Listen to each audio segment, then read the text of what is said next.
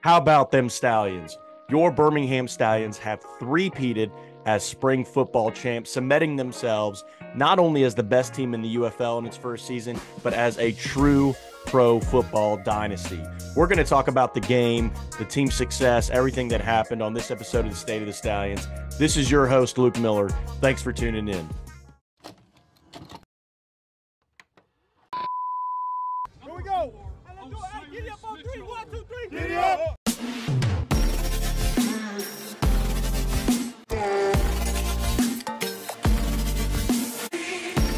You can feel the buzz when you're around this city. People have fallen in love with the Birmingham Stallions. Here we go. We're getting a little juice going.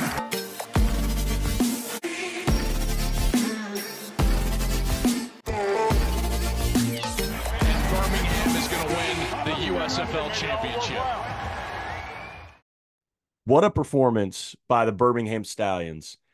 They get their revenge against the San Antonio Brahmas in the UFL championship, knocking the Brahmas off 25-0, pitching the first shutout ever in a UFL championship game, of course, as this the first one, but not just the UFL championship, in the UFL history. There hadn't been a shutout all season until this game, the championship game, and the Stallions were able to pull it off.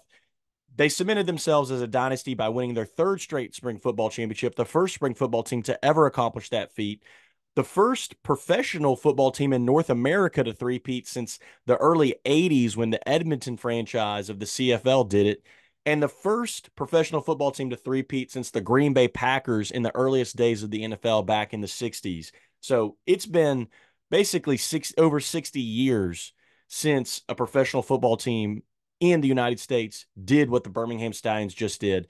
And granted, there's not as many teams in the UFL as there are in, say, the NFL. But at the same time, there's also a lot more turnover and change and other unique challenges that you have in the UFL that you don't have in the NFL. The Stallions were able to three-peat with a different quarterback each year. And in a lot of ways, not an entirely different roster for sure, but a largely different roster each year from years 1 to 2 to 3. And throw on top of that the fact that there was a merger in the middle of that three-peat. And so in the third year, you're facing four entirely new teams that you have never played before from a different league, new coaches, different circumstances, all those kinds of things. And so it's hard to, I think, fully appreciate the significance of what the Stallions just accomplished. And it's not over yet. Certainly, we don't know what's going to happen between now and next season, but the Stallions do still have the potential to make it a fourth straight championship, especially if they get their head coach, Skip Holtz, back, general manager, Zach Potter. If they can continue to keep that core coaching staff and front office personnel in place, then I think the Stallions will remain the team to beat in the UFL.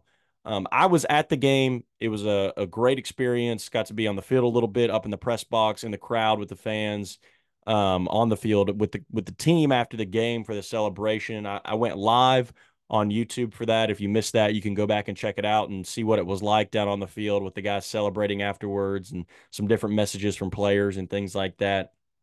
But I mean, overall, it was a fantastic game. You know, obviously, you can't say enough good things about the Stallions defense. Um, I know that over the course of the past couple of weeks, I've continued to sort of highlight some of the Stallions' defensive challenges without defensive coordinator John Chavis, and um, I will continue to sort of bang the drum for the fact that the Stallions, I do think, especially for a couple of games, they really missed Chavis. I think it was a strain on Coach Holtz and the team not having him. I think it's really unfortunate that he is not with the team and didn't get to finish the season with them. And I still hope we get some more clarity as to what exactly transpired that he had to step away from the team. But all that being said, I do have to give Coach Chamberlain a lot of credit for the defensive performance in this game. I know the defense struggled a little bit with the transition and after Chavis left, and they certainly were not as successful initially with Chamberlain heading the defense. But I think week over week, you could tell that they were kind of settling in, and the adjustments that Chamberlain was making were slowly kind of taking effect, and the team was buying in, or whatever the case may be. It might have just been, again, it just needed some time. But one of the things I said on a previous episode was, the Stallions are fortunate that this change happened in sort of week 7, 8, around that time frame, you know, rather than week 10 or in the playoffs, because I think it could have been a very different game if Chavis had to step away, you know, a week or two ago, and the defense was kind of in flux versus five weeks ago or so, and Coach Chamberlain having time to kind of settle in, them having time to bring Anthony Blevins in, sort of to reestablish some stability.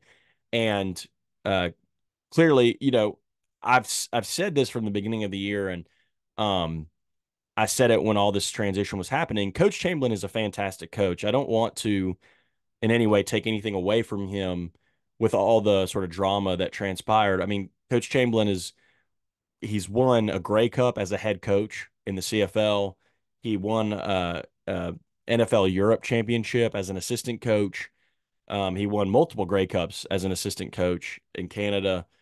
He's from Birmingham. He's been in these spring leagues. Like he knows football. There's no doubt about that. And so I certainly don't want to take anything away from him. But again, I think the defense at first was really struggling with some of that transition. But um, once Chamberlain had the time to kind of again settle in, get some more help with Blevins coming on, and have a second opportunity to sort of prepare and plan for the Brahmas, you can't say enough good things about what they were able to do, what the defense was able to do. Um, Holding the Brahmas to 0 points is a massive accomplishment. They have a great offensive coordinator in AJ Smith, some incredible playmakers in Anthony McFarland, who I think you could argue is one of, if not the most dynamic players in the league. John Lovett is a great running back. They also had John Trey Kirkland, who's been one of the most explosive receivers in the league. Justin Smith. I mean, you could go on and on and on with the playmakers that they have on the edge and the speed that they have. And I talked about it. I was on record saying, they're probably going to rip off a 50, 60, 70-yard touchdown here or there. It's kind of inevitable, but you just want to kind of limit them. And, again, huge credit to the Stallions defense. I mean, they came hungry. Um, that's obviously the best I've seen them play all season, maybe in the history of the franchise. I mean, they're just everything was darn near perfect about their performance. I mean, they got pressure on the quarterback. The linebackers, I thought, played fantastic. We'll talk more about those guys, especially Kiava Tizino in a second. But Damon Lloyd, I thought, played really well. Deserves a lot of credit. Gates, Sullivan. I mean, those guys tackled. They moved well. They were in the right place at the right time. We said they had to have a big game because that was where there was going to be a lot of stress on the defense in the San Antonio offense, and they totally rose to the occasion. I mean, I thought the secondary played fantastic. Didn't really give up really any huge plays, had several pass breakups, tackled fantastically in space. Neville Clark, Ike Brown, Madre Harper, the safeties, Kenny Robinson, Daniel Isom, JoJo. I mean, I thought, again, nobody had a bad game. All of those guys played so well. And there just wasn't really more you could ask from them out of this game. And so can't say enough good things about the defensive performance from the Stallions players, from the Stallions coaches. And, offensively, the Stallions kind of struggled early, but they got going sort of late in the first half and into the second half. And frankly, the way the defense played, the offense didn't even have to get going. I mean, all we really needed was to cross the 50-yard line one time and let Chris Blewett kick a field goal, and we would have won the game. So, again, the defense deserves a ton of praise and credit for what they were able to do, shutting down the Brahmas. But offensively, I thought a lot of credit has to be given to Ricky Person Jr., in my opinion. The first time these two teams played, they totally shut Ricky down. I think he had 5 carries for, I don't even know if he was in the double digits in yards. I mean, he got stuffed, several runs, had a couple decent runs against San Antonio, but the Stallions went away from the run pretty quickly, and he just didn't end up with many carries. couple positive runs, a couple negative runs, and really wasn't an impact on that game. And you could just tell from the first time he touched the ball in this game that the dude was hungry, and he just, you know, I thought the last couple weeks of the season, um, whether he was a little fatigued or, um, teams were kind of game planning to stop him more or whatever. He didn't seem to be quite as dynamic and quite as dominant as he was at the beginning of the year, but he was sort of back to that beginning of the year form in this championship game when we needed him most. Adrian, has had some struggles. He didn't look great in the first half. We had some drops with receivers, but Ricky really put the offense on his back early, I thought, and carried the team until kind of everybody else got going. And I think that really opened up the passing game more too, was the way he was able to run. And so, his 44-yard run that sparked that first touchdown, I mean, was massive. That really sort of lit a fire in the offense, I thought. And, he was doing what he's done all year, breaking 3 tackles every time he touches the ball. Multiple guys have to bring him down, getting almost 10 yards per carry. I mean, you can't say enough good things about his performance. And I think if he had been given that touchdown on that T-bone sort of jump he had there in the second half of the goal line, I think it's very possible he might have gotten the MVP. With Adrian only had 2 touchdowns and Ricky had over 100 rushing yards and a touchdown. I think he might have been Tom Brady might have been handing him the trophy, but that is what it is. So regardless, you can't take anything away from his performance and what he sort of meant for the team in this game. And special teams was fantastic too, I thought. Early on when we were struggling to kind of get going offensively and we kept having to punt, Colby Wadman had some fantastic punts, really giving us our defense good field position. The kickoff team also, same thing, did great in their coverage of punts and kickoffs to keep the Brahmas offense to have to drive the full length of the field, which is a huge deal in this league because it's so easy in this league to start your offensive possession at the 50-yard line or in opposing territory, and then you don't even have to get a first down to get in field goal range with as good as the kickers are in this league. So, the defense, or excuse me, the special teams, really helped the defense out in that way. Chris Blewett, did a great job kicking off, kicking field goals. We had some decent returns, nothing crazy, but also no turnovers, no huge disasters. So, the Stallions came to play. I mean, I think that's what it boils down to. I think at the end of the day, if you've been watching these leagues for a couple of years, if you've been following the roster that Zach Potter's put together, if you know anything about Skip Holtz and what he's done in this space, I think everyone, well, maybe not everyone, but I think those of us who, really have been following this thing knew that the Stallions were the most talented team in this league heading into the year with the best coach and potentially, the best quarterback room and the best roster that Zach Potter put together, all those kinds of things. So I had no doubt in my mind that the Stallions were the better team, that they should win this game. But, the last couple of weeks they've struggled. They were flat those last couple of games of the regular season. They had kind of, again, a nightmare first half against the Panthers in the playoffs. So it was just a question of, was the team going to really show up? And it's the championship game, it was the opportunity for revenge. I think all of those things, I again was said that I was happy we got to play San Antonio in the championship because I do think San Antonio was the better team than St. Louis. And in some ways, San Antonio gave us more trouble in the regular season, obviously. But the thing is the Stallions are their own worst enemy. Nobody can beat the Stallions right now when they're at full strength and they're playing their best football. So in a lot of ways, we were kind of at risk of beating ourselves. And I was glad we were playing San Antonio because if we played St. Louis, there's not that same edge of let's get revenge against this team who beat us earlier in the year. They have that edge, right? They're the ones who want to get revenge. And they've got possibly 50 or 60,000 people that they're doing it in front of.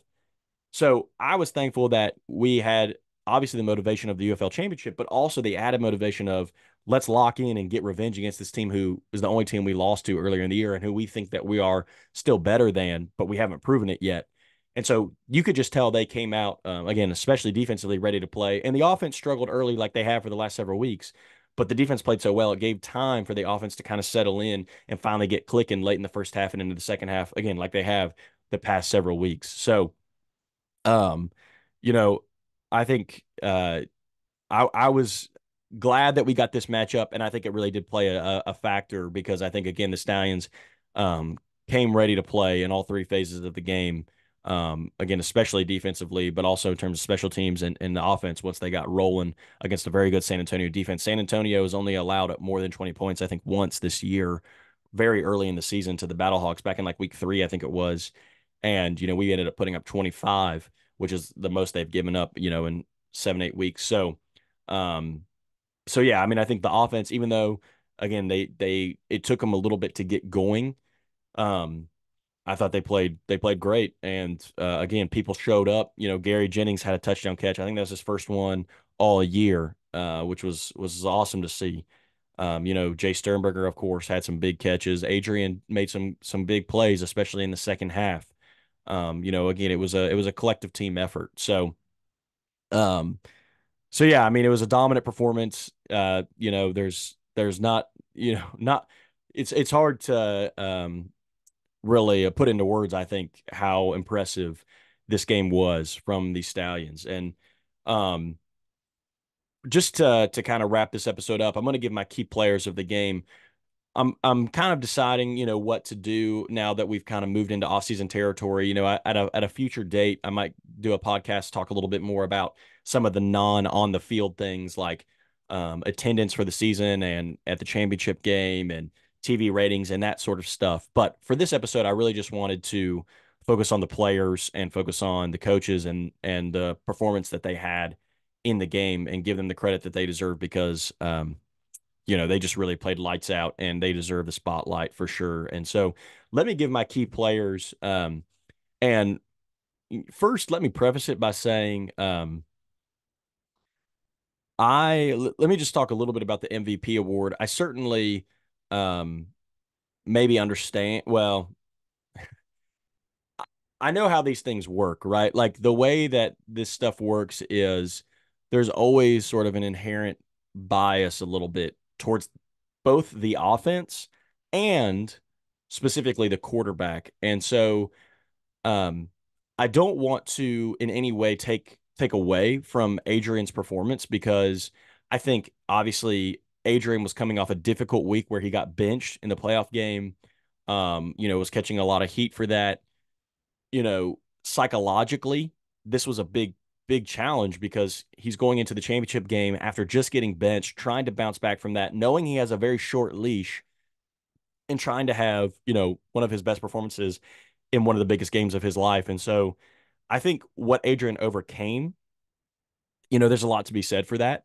And he certainly played well. I don't think he played amazing. It definitely wasn't his best game, but he didn't turn the ball over. He generally, for the most part, made good decisions, better than the last couple of weeks. I thought he was able to create some things with his legs, which he's for whatever reason struggled to do for the last couple of weeks. He did find the end zone on one pass to Gary Jennings, as well as one run that was really impressive. His other rushing touchdown was a QB sneak, so on the stat sheet it looks nice because he's got 3 touchdowns, even though that third one didn't necessarily maybe require as much out of him as some of the other ones, but. Um, I think personally, again, all that to say, Adrian played great, and I'm happy that he was recognized. He had a fantastic season, and he deserves a lot of credit. All that to say, personally, I would not have given him the MVP just because if you think about a most valuable player, in my personal opinion, I don't think Adrian was the most valuable player on that field, mainly because, like I said earlier, we could have thrown any of our quarterbacks out there, any of the three of them, and I'm confident we would have won that game because all we had to do was kick one field goal and we could have won that game. Again, that's how dominant the defense was. So, in my opinion, I feel like you have to give the MVP to a defensive player because the defense really, I felt like, carried this game and kept the Stallions in it while the offense was struggling a little bit. And again, the offense eventually did get going and had a lot of success, especially in the second half. But again, the fact that you could have put Matt Corral out there, you could have put Jamar out there, and I think we would have won this game. Um, potentially by just as much, it makes it to me, it makes it a hard case to say Adrian was the most valuable player. Again, not trying to take anything away from his performance. Um, and you know, again, he deserves a lot of credit for the way he bounced back and the 3 touchdowns he had and that sort of thing. But I just he didn't have 100 passing yards. Statistically, other than the 3 touchdowns, it wasn't necessarily a super impressive game. He didn't have any huge plays. It wasn't like in a crazy dominant performance. He got the job done for sure. But I think I would have had to give it to a defensive player if it was up to me. If I was going to give it to an offensive player, I probably wouldn't have given it to Adrian. Honestly, I would have given it to Ricky Person. I felt like he really jump started the offense. Rushing for over 100 yards on only 12 carries. He had 103 yards on 12 carries. I mean, averaging about 8-9 yards a clip against the best defense in the league and a really, really good defensive front. I mean, I know I think I said earlier if he had gotten the end zone, they might have given him the MVP. But if I was going to give it to an offensive guy, he would have been my choice over Adrian because I felt like he was in a way more valuable to the team and to the offense on Sunday than Adrian was. Again, not to take anything away from him, but that being said, let me give my key players to the game. It was hard to pick because there were so many guys that deserve credit, honestly. Again, especially on the defensive side, but on the offensive side too. And before I give a key players, let me just say one other thing as far as the offense and the team. I meant to say this earlier and I forgot, but you know, the offensive line deserves a ton of credit too. Ricky wouldn't have had the success that he had running the ball if it wasn't for the way the offensive line blocked. And I felt like the offensive line over the last couple of weeks wasn't playing their best football. They were giving up more pressure than I felt like they normally did. We were having more struggles running the ball than we usually did, again, especially at the beginning and middle of the year. And the offensive line really just answered the call. They didn't have starting left tackle Christian DeLauro, but Matt Caskey filled in and did an excellent job. The whole unit together, blocked fantastically, gave Adrian a lot of time, blocked great in the run game for Ricky. Honestly, I need to go back and look at the stats, but I'm not even sure we gave up a sack in the game. I mean, if we did, it was maybe one, but I don't even think we did. So, huge shout out to the offensive line for their performance. And those guys don't get in. As I said earlier, there's a little bit of bias towards the offense and towards the quarterback for the MVP, and there's certainly never been an offensive lineman MVP, although that it's not like there was never a guy who performed well enough to deserve the award. So those guys never receive enough love and credit. So shout out to them for their performance. But as far as my key players here, I would say for my 3-star player, I'm going to go with Neville Clark. You know, I just felt like the secondary played really, really well. I was really impressed with the way they answered the call. And I thought Clark in particular had a really fantastic game. 5 tackles. He had a forced fumble where he punched the ball out on John Trey Kirkland that ended up being recovered by the Stallions, which was huge. He had a huge hit early in the game that just really kind of electrified, I felt like, the crowd and the defense. I think it ended up being converted. It was like a 3rd and 2 or something, and it was a little hitch route, and he just came up and just walloped the guy. And um, again, they gave him the first down. But I felt like in terms of the juice that he brought to the defense and the fact that he was locked down in coverage, as were several of the other guys, I just felt like he deserved to be recognized for his performance. So he'd be my 1-star player. My 2-star player would be Ricky Person. Said a lot of good things about him already, so I don't need to belabor it here. But 12 rushes, 103 yards. He had a catch for 4 yards. In the second half, once the offense kind of got going and the passing game got going more and Adrian kind of settled in and was more comfortable, they didn't have to lean on him quite as much. But in that first half, he was about the only offense we had. And again, his 44-yard, just huge run where he was hurdling guys, stiff arming guys, breaking tackles. That again, in the same way that Clark jump started the defense, Person really jump started the offense, I thought, there in the first half. And again, for what he was able to accomplish against the best defense of the league, I think deserves a ton of credit. So I got to give Ricky 2 stars. And then my 3-star player, it was not a difficult choice at all for me. It's got to be Kiava Tizino. Dude had 9 tackles, 6 solo, 2 forced fumbles, and a fumble recovery. One of those fumbles and recovery was at the end of the first half, so it didn't end up being like a massive difference maker. But again, great for the momentum of the team after scoring a touchdown, going into half in the locker room, coming back out and getting the ball on offense. and just kind of building that confidence. I still think that was a big play. And then his other forced fumble was huge. And so, on top of that, again, 9 tackles. He was all over the field, totally contained McFarland in that Brahmas offense. I felt like he was the heart and the soul of the defense in the middle there, not only in this game, but for really the latter half of the season once we lost Scooby. And so, he deserves 3 stars for his performance in this game alone. And in my opinion, he should have been the MVP. I felt like he was the most valuable player on the field on Sunday night.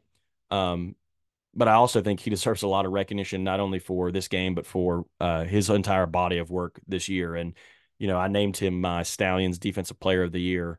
I certainly think Brilliant Speaks was deserving, but I think, for the second year in a row, Tizino was sort of right there in the conversation for Defensive Player of the Year for the entire league. And so, shout out to Kiava. I mean, can't say enough good things about him, about what he's meant to this team, about how much of a fantastic addition he was to the defense, and to how big of a player he was for us down the stretch. Some guys make a big impact in a game early on in the year, or in a single game here or there, and then there's other guys that just sort of quietly their role on the team, their impact, their significance just slowly grows and grows and grows and grows and grows as the season goes on. And that was Tizino for us. I mean, every game I just felt like it was just sort of bigger and bigger and bigger and bigger, the difference that he made for us. So can't say enough good things about him and his performance. Again, what he's meant to this team.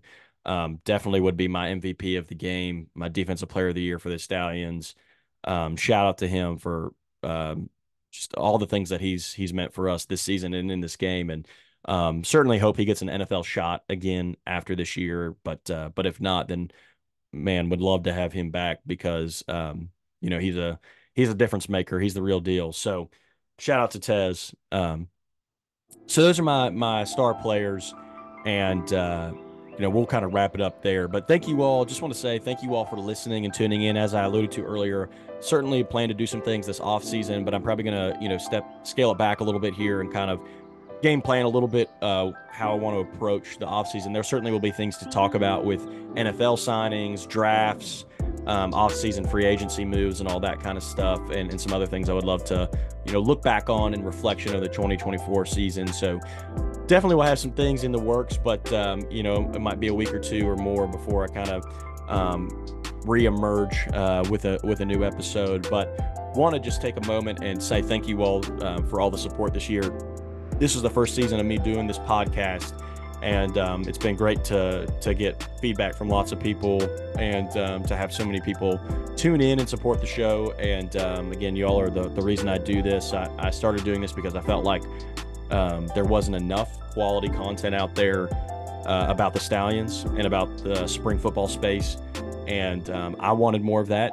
And it's kind of one of those things where I could sit around and twiddle my thumbs and wait for somebody else to do it, or I could try and meet a need that I perceived was out there in this space. And so I've tried to do that this year. Certainly haven't done it perfectly, but hopefully it's been helpful for those of you who love the Stallions and want to know more about the Stallions. Hopefully this has been a good way of getting accurate, reliable, timely information, and hopefully it's made your season more enjoyable as you follow the Stallions in their quest to three-peat, which they accomplished. So shout out to everybody for tuning in again. Thank you all. Certainly love the Stallions family, and it's been quite a joy to go on this ride with you and watch the Stallions dominate a new league, a new set of teams, and seal themselves as a dynasty in getting the three-peat against the San Antonio Brahmas on Sunday night. So to all the haters who out there who thought we fell off and we were done, I'm sorry to break the news, but reports of our death were premature, and we still here, and we have not only one, not only two, but now 3 rings. So to that, as Coach Holt said, I will say, giddy up.